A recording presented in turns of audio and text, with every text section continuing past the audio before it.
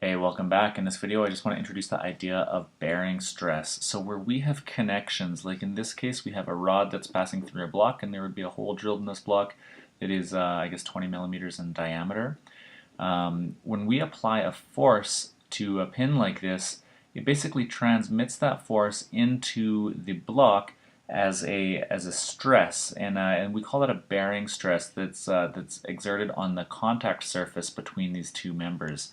So if you imagine the cutout that looks like this, basically we have to transmit 20 kilonewtons of force into some area, into this area here, and it's actually really complicated if we tried to figure out the actual interaction of the surface because it's curved.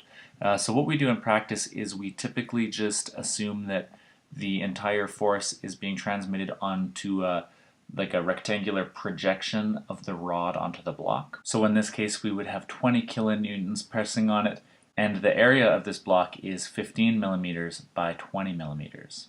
So the way that we write our bearing stress is it is sort of normal to this rectangular surface, so we use lowercase sigma, and we denote it with lowercase b. So this is our bearing stress, and this is just equal to our applied force, let's call it P, over the area of this rectangle that we're dealing with, this projection of the rod onto the block.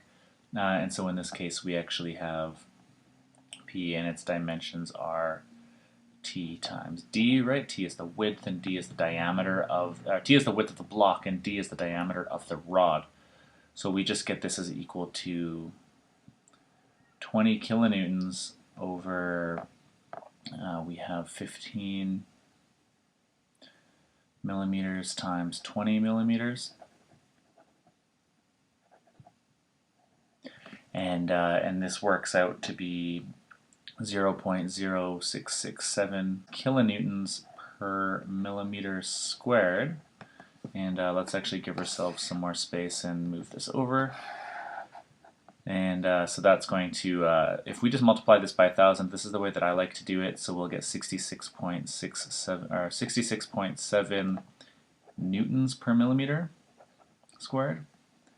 And if you remember from previous videos, newtons per millimeter squared is the same units as megapascals.